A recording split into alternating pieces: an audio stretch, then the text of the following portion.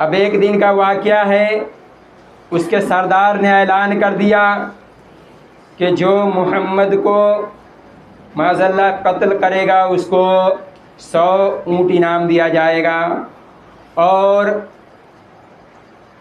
और बहुत सारे दिनार दिए जाएंगे, अरबों खरबों का दिनार उसे दिया जाएगा।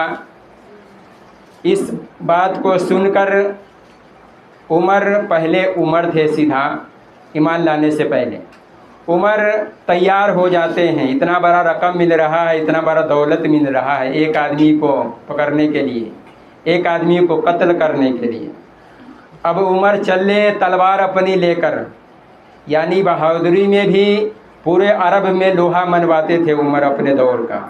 जिस जंग में जाते थे नक्शा पलट देते थे, कभी भी हार नहीं माना अपने दौर में। उमर की ऐसी तलवार चलती थी, पूरे मक्का के अंदर में खौफ से लोग डरते थे इनके तलवार चलाने से। तलवार चलाने में एक नंबर बहादुर थे और ताकतवर भी थे, मोटे तगड़े बिल्कुल पहलवान। इनके सामने में कोई इंसान नहीं टिक पाता था। अब उसके बाद हुआ ये कि ऐलान कर दिए, अबू जहल मक्का के सरदार ने ऐलान कर दिया। अब उसके बाद आने के बाद क्या होता है, ऐलान हो गया। अब ये चले रास्ते में, एक सहाबी देखते हैं कि उमर का मिजाज कुछ बदला हुआ है। उमर गुस्से से लाल है। कहा, उमर क्या बात है, तुम्हारा मिजाज बदला हुआ नज़र आता है, तुम्हारा अजीब सा तुम्हारा शक्ल नज़र आ रहा है, क्या बात है, आज तुम्हारा मिजाज अर्श पे नज़र आ रहा है। कहा हाँ, कहाँ चले नंगी तलवार लेकर। अब उमर कहते हैं कि मैं मोहम्मद को कत्ल करने जा रहा हूँ। अब उसके बाद वह इंसान कहते हैं कि उमर, उनको कत्ल बाद में करना, पहले जाकर अपनी घर के खबर तो ले लो, अपने बहन बहनोई का खबर तो ले लो। कहा क्या हुआ, अरे तुम जिसको कत्ल करने जा रहे हो उसका कलमा तुम्हारा बहन बहनोई भी पढ़ रहा है। सुभान अल्लाह। अब उमर उल्टे पांव लौट गए और अपने बहनोई के घर पर पहुँचे। उस वक्त एक सहाबी उनके घर पर कुरान की आयतें उनके बहन और बहनोई को पढ़ा रहे थे, कुरान पढ़ा रहे थे। जब उमर दरवाजे पर पहुंचते हैं, दस्तक देते हैं, दरवाज़ा खटखटाते हैं। अब अंदर से एक सुराख के अंदर से झांक कर देखते हैं कि कौन आया है, तो देखते हैं कि उमर आया है। अब उसके बाद उस सहाबी से उनकी बहन फरमाती है, बैठ जाइए, उनकी बहन फरमाती है कि आप एक कोने में छुप जाइए। वो सहाबी कोने में छुप जाते हैं। अब उसके बाद उमर के लिए दरवाज़ा खोल दिया जाता है। जैसे ही सामने नज़र पड़ती है बहनोई, उसके बाद कहता है कि तुम लोग मुसलमान हो चुके हो, कलमा पढ़ चुके हो। अब उसके बाद बहनोई को मारना शुरू कर देता है। बहनोई को मार देखकर बहन बहू अपने शौहर को, उसकी बहन बचाने के लिए जाती है, बहन को भी मारना शुरू कर देता है। मारते मारते पूरे खून से लहूलुहान कर देता है। अब बहन कहती है, अय उमर, जिस खत्ताब का खून तेरे रगों में दौड़ रहा है वही खत्ताब का खून मेरे रगों में है।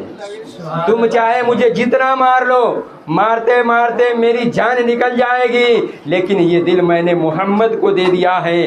जान तो जा सकती है लेकिन ईमान नहीं जा सकता।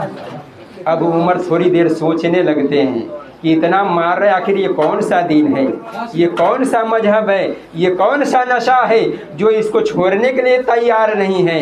अब उसके बाद फरमाते हैं कि आप कौन जो पढ़ रही हो आयत, उस आयत को दिखाओ, क्या पढ़ गए, आप नापाक है। उस आयत को आप नहीं देख सकते हैं कि पहले आपको गुस्ल करना पड़ेगा, पहले पाक होना पड़ेगा, फिर आप उस कुरान मुक़द्दस को आप देख सकते हैं। उमर जाकर गुस्ल करते हैं। गुस्ल करने के बाद वो उस आयत को देखते हैं। जब आयत को पे नज़र पड़ती है, उमर का बदन काँपने लगता है, थरथराने लगता है। अब अपने बहनोई से कहते हैं कि मुझे माफ़ कर दीजिए, जिस नबी का आप कलमा पढ़ रहे हैं उस नबी के पास मुझे ले चलिए, मैं भी उस नबी के हाथ पर कलमा पढ़ना चाहता हूँ, इस्लाम कबूल करना चाहता हूँ। अब उसके बाद उतने में ये बात सुनकर जो सहाबी थे अंदर से निकल कर आते हैं और कहते हैं, क्या है उमर, आपने जो ये कहा था आप नहीं आए हैं, बल्कि अल्लाह के रसूल ने आपको रब से मांगा है, इसलिए आप आए हैं। अब ये और खुश हो जाते हैं। अब नंगी तलवार लेकर वो सहाबी और इनके बहनोई हजरत अरकम रज़ी अल्लाह तआला अन्हा के घर पर मेरे आका आराम फरमा रहे थे। उसके बाद उस सहाबी के दरवाजे पर जाते हैं। उस वक्त आपके चाचा हजरत हमजा निगहबानी कर रहे थे कि कोई दुश्मन आ न जाए। दरवाजे पर निगहबानी कर रहे थे तलवार लेकर। क्या देखते हैं कि उमर आ रहे हैं और हाथ में नंगी तलवार है। मेरे आका से फरमाते हैं, या रसूलल्लाह, उमर नंगी तलवार लेकर आ रहे हैं, कुछ उसका मिजाज अलग नज़र आ रहा है। मेरे आका फरमाते हैं, घबराने की ज़रूरत नहीं है, आज उमर का नियत सही होगा तो ठीक है, नहीं तो उसी की तलवार से उसकी गर्दन उड़ा दी जाएगी। अब उसके बाद उमर सामने आते हैं और तलवार लेकर कदमों में गिर जाते हैं। कहते हैं, या रसूल अल्लाह, मुझे माफ़ कर दीजिए, मुझे कलमा पढ़ा दीजिए। मेरे आका कलमा पढ़ा देते हैं, उमर इस्लाम कबूल कर लेते हैं।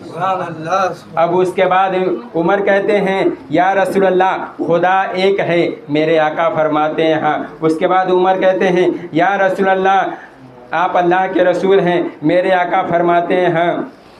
अब उस वक्त अलल ऐलान बाहर में नमाज नहीं पढ़ी जाती थी, छुप कर नमाज पढ़ी जाती थी। अब उसके बाद मेरे आका पढ़ रहे थे तो उमर कहते हैं, या रसूल अल्लाह, आप छुप कर नमाज क्यों पढ़ रहे हैं। अब उसके बाद मेरे आका फरमाते हैं, उमर, तुम्हारी कौम की वजह से छुप कर नमाज पढ़ना पड़ता है, लड़ाई करना शुरू कर देता है। अब उमर कहते हैं, या रसूल अल्लाह, अब इन मुशरिकों से, इस जालिमों से, इस दुश्मनों से नहीं डरना है, चलिए अलल ऐलान बाहर नमाज पढ़ी जाए।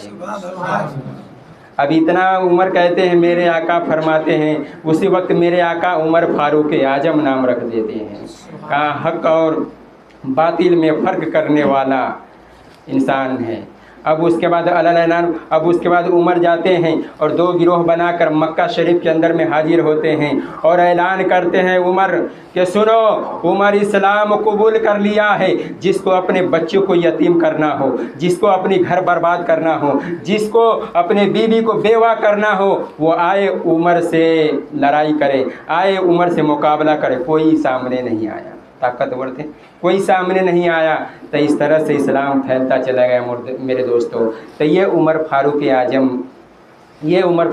है मेरे दोस्तों। इस्लाम से पहले इस्लाम को देखना नहीं चाहते थे, जब इस्लाम कबूल कर लिए तो फिर दुश्मन को देखना नहीं चाहते थे। जो भी इस्लाम के ख़िलाफ़ आवाज़ उठाते तो उनका फैसला तलवार किया करती थी, सीधे गर्दन उड़ा दिया करते थे। अगर नबी के बारे में कोई एक शब्द भी अगर बोल लेता तो कोई यानी कंप्रोमाइज़ नहीं, कोई उसका सुलह नहीं, सीधे तलवार से उसको गर्दन साफ किया करते थे।